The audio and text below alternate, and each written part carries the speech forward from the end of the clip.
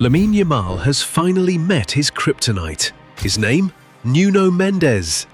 The best left-back in football right now, a big game player, and in this context, the guy Lamine Yamal has to be scared of. The only defender who could block Lamine Yamal. Nuno Mendes in that final against Spain? He was sensational, a goal in the final.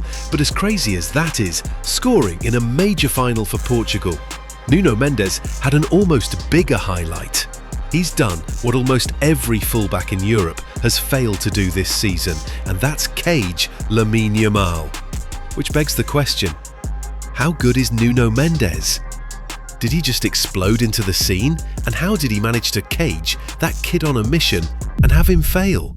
You know he's that good when, as a left-back, he's bagging Nations League Player of the Tournament. A defender with the award? Sensational. But beyond that, the 2024-25 season has been mind-blowing for Nuno Mendes. 46 games played this season. He's got 10 goals and assists as a fullback. That's more than decent numbers. 1.65 tackles and 1.06 interceptions per 90. Equally impressive. 1,247 passes this season, an 88% passing accuracy. Now things start heating up. Truth is, he's been cooking this season. The rest of Europe only just started paying attention recently. Team trophies?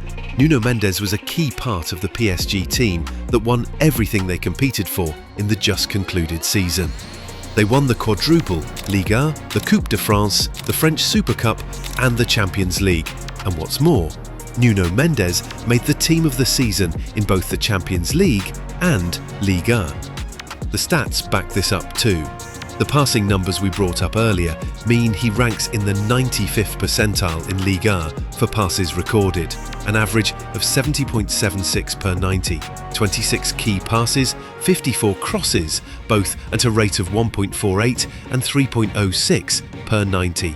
Nuno Mendes versus fullbacks aged 23 or under in Europe's top 5 leagues?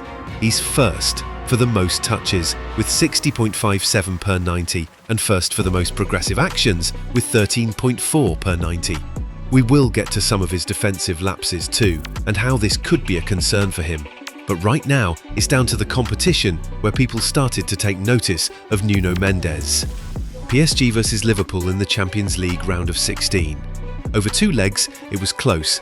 Liverpool won the first leg after a very lucky late goal in Paris before PSG did the reverse at Anfield to take the game to extra time and then win it on penalties. But that's not really the context here, because over 2 legs, Nuno Mendes had performed a madness. Nuno Mendes versus Mohamed Salah. It was a mismatch, just not the way you'd have thought it would have been. He won 19 of his 23 ground duels against Salah and put in 13 tackles across both legs. He had the highest rating across PSG's backline over both legs. 3 interceptions, 2 blocks, 1 foul conceded and 1 last-man tackle. In Paris, Salah was non-existent because he simply couldn't get past Nuno Mendes. In the second leg at Anfield, he was at him again. Just a quick one though. See that subscribe button to Football Historia down below? Hit it if you haven't yet to get more videos and content like this.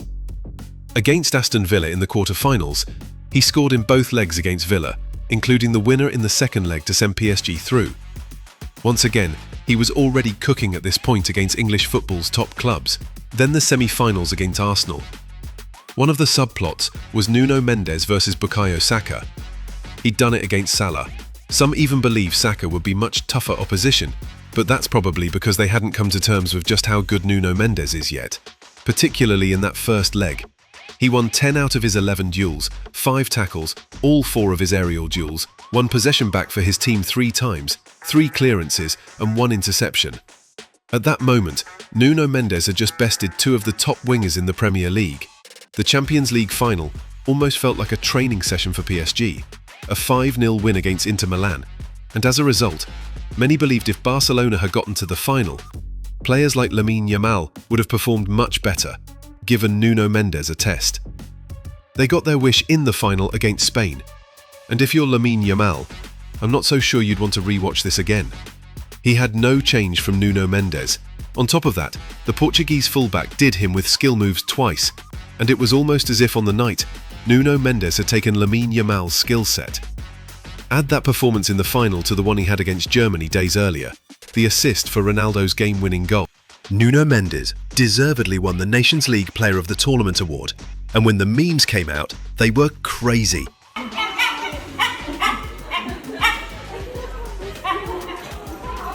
Which makes it even more interesting.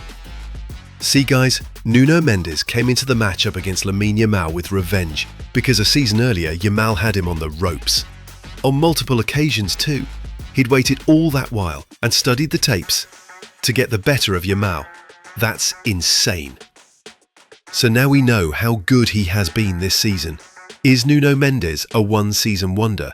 Did he just explode into the scene this season? No. Right from his Sporting Lisbon days, Nuno Mendes had always been talented. He got his big break at Sporting in 2020. In the same year, he became the youngest player to make the starting 11 for Portugal since Cristiano Ronaldo in 2002.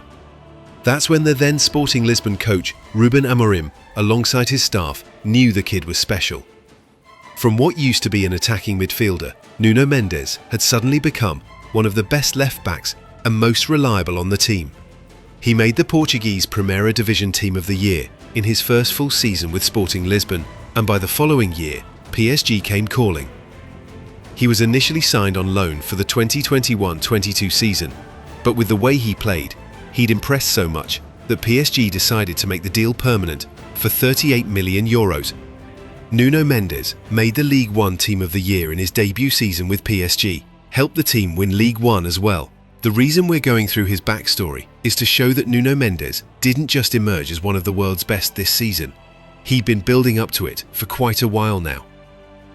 In 2022, he finished fourth for the Golden Boy Award, behind Gavi, Jude Bellingham and Eduardo Camavinga. Nuno Mendes had always been viewed as a bright prospect for the future, but in 2023, things took a downward turn for him. He had trouble with injuries, particularly with his hamstring.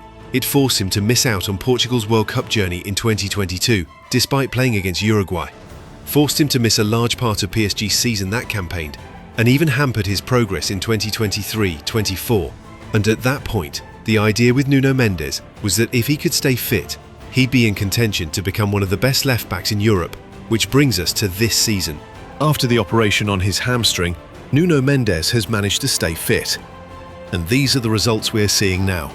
Pocketing Lamine Yamal, he lives for the big games. Which brings us to what makes him so good. It's the fact that defensively and offensively he can be at the very least a 7.5 out of 10 on a match day.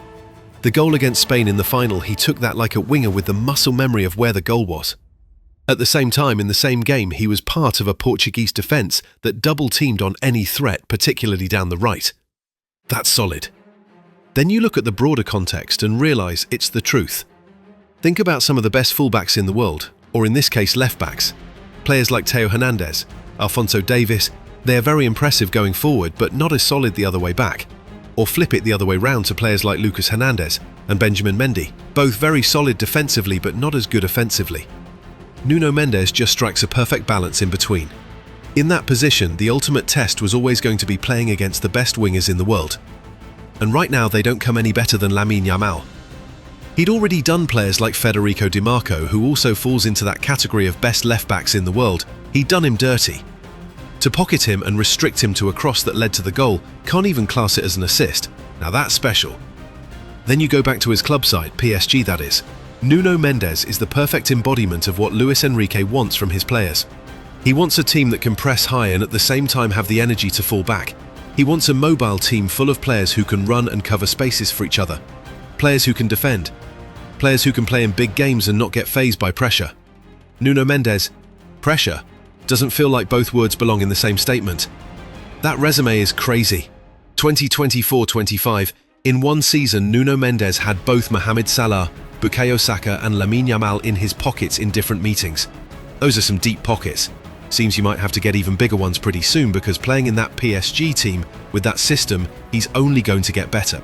He's one of half of PSG's attacking fullback threat. Alongside Achraf Hakimi, the duo combined for 14 goals directly in the 2024-25 Champions League. Hakimi with 4 goals and 5 assists, Nuno Mendes with 4 goals and 1 assist. Honestly, This is scary because for Luis Enrique, they're the perfect combination he can adjust depending on the team he's facing. While Hakimi has gotten more numbers, or in this case, more praise, from the attacking aspect for PSG, Nuno Mendes provides the solidity down the other flank. They don't both bump forward at the same time. Nuno Mendes has almost become the threat for Luis Enrique to neutralise key players down the wing, and now he's gone and done the same thing for Portugal as well. This is a bit confusing because based on his numbers for PSG over the season, the defensive stats that is, they claim he's not that good. How? Tackles per 90? He's got 29, or an average of 1.65 per 90, which ranks him in the 49th percentile in Ligue 1, which is low. Interceptions? 18 in total, 1.02 per 90. The 64th percentile in the league, again considerably low. Ground duels? Ground duels won, 171 and 90 respectively, the 53rd and 61st percentiles respectively. He's been dribbled past 16 times in Ligue 1 this season as well. The idea with all of this? It's two things. One, Nuno Mendes is still 23, and as such, the version of him we're seeing now, if he stays fit, is still a work in progress. He's only going to get better. The other angle is that playing for PSG, the reason his defensive stats will be that low in Ligue 1 is because of the team. For context, PSG averaged 80% possession last season, 26% more than the team in second place in this metric, which is Marseille. The point here is because PSG dominates possession and keeps the ball more, it's less defensive work and more offensive actions, whereas in the Champions League, with no disrespect to the teams in Ligue 1, Nuno Mendes has had to be better defensively because he's been up against some of the world's best wingers. Whatever happens though, Nuno Mendes has certainly left his impact on the game right now. Nuno Mendes now gets another shout, doesn't he, for the Ballon d'Or? Yo, he's got to be in there, man. This guy, he locked yesterday. He locked off Yamal, man. He is the best. Salah. He's the best left back in the world. Yeah. He's won the treble. Imagine that. Imagine getting Ballon d'Or shouts as a left back. Again, it's crazy, but it's reality still. On the ball, he can drive past defences and, as he's shown in the Nations League semi-finals and finals, can get goal contributions if needed. He's also down when it comes to big games, and taking out big players, he's more than capable of doing a job too. Add that to winning 4 trophies in a season with PSG, 5 in all competitions, including the Nations League win with Portugal, and then it becomes easy to see why the nominations are coming. Nuno Mendes is right now arguably the best fullback in the world, this including right backs as well, and on that subject, at Liverpool, they got a replacement for what seemed to be impossible. Trent Alexander-Arnold leaving, Jeremy Frimpong is on the team now. Could Jeremy Frimpong be an even better solution to Arne Slot and Liverpool than Trent was? Click the next video to find out why Jeremy Frimpong is better than Trent Alexander-Arnold.